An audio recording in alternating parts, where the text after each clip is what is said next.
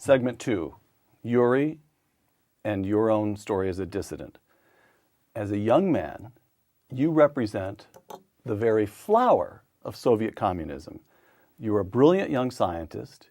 You come of age some decades after the revolution. There's nothing of the old regime about you. You are a product of the modern Soviet state. And yet, when still in your 20s, you become a dissident. Why did you put that brilliant career at risk? Why did you turn against the system that had produced you? Yeah, the answer to that was a sense of personal responsibility.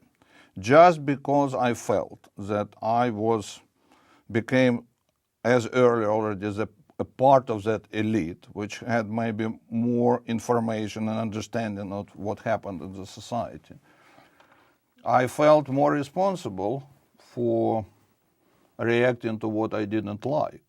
And I didn't like a lot of things. I actually disagreed on principle with that system. But also I realized that I had maybe more immunity than many others because scientists in the Soviet Union had very high social status.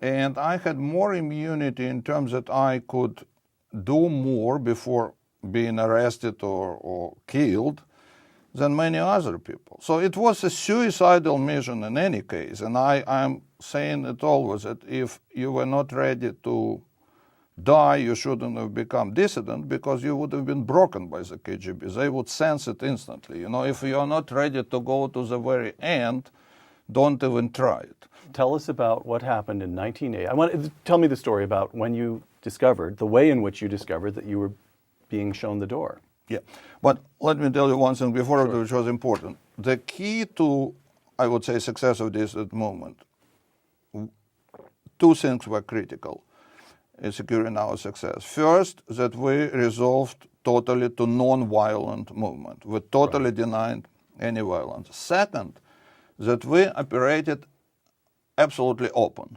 We always would sign our names under any document, etc. Why is it important?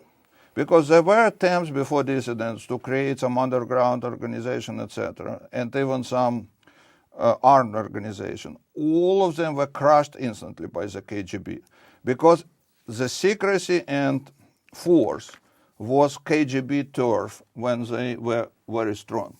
However, the openness and non-violence were the weakness of the communist system. And that's why we prevailed, actually, because here the KGB, look, it's like vampires in the daylight, you know.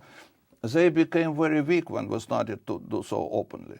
But, so we didn't conceal anything, and what happened with me, at one day I was followed 24 hours. There were 2 cars usually following me. And at one day, I was pushed. This was standard. When you made your way through Moscow, you were used to being followed. Well, that's standard, but it's very few people.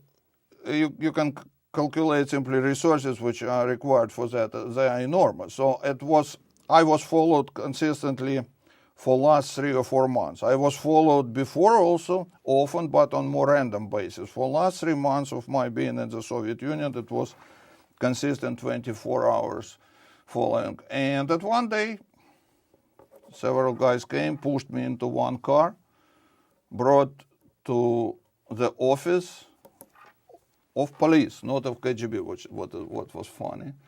But there were 2 top KGB officers in those cars, on the level of colonels. And there was conversation which was started by the head of this police office,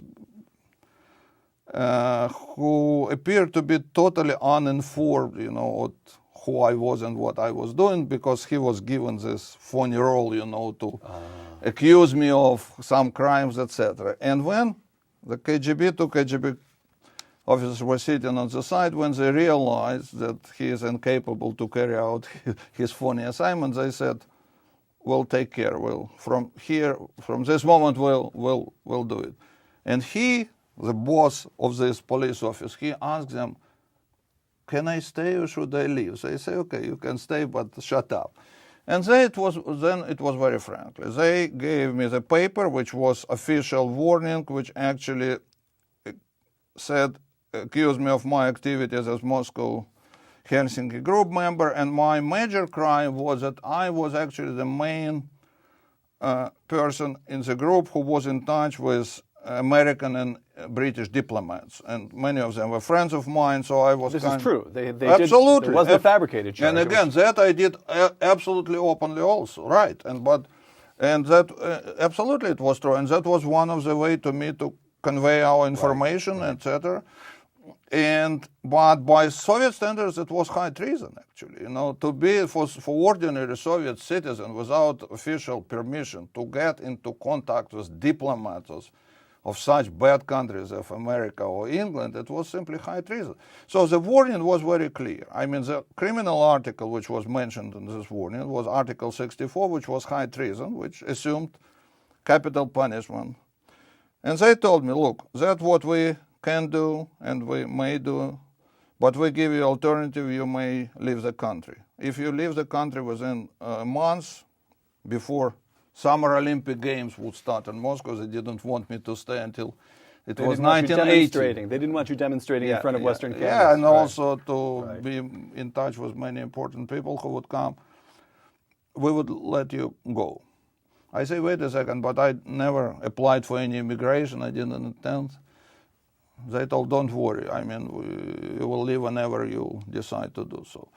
Now, why it happened, it's important, because there was already a strong campaign on my behalf, which was started by American scientists. Andrei Sakharov was already exiled to Gorky at that time. Yuri Orlov was internal exile. Internal exile, exactly. Right. Yuri Orlov was already arrested and was in labor camp. Anatoly Sharansky, my good friend, who was also a scientist, was also arrested. It created very strong and successful campaign in America, which was actually organized here in Bay Area by my good friends who worked at that time at Berkeley lab. They created an organization which was called Sakharov-Orlov-Sharansky in defense of scientists. They couldn't do much at that time about Sakharov-Sharansky because they were already arrested. Done, right. But it helped a lot me and several other scientists who were on the verge of arrest, because it was easier to prevent a person to be arrested than to get out. Eventually, as you know, Orlov and Sharansky were released. So that's how I was exiled.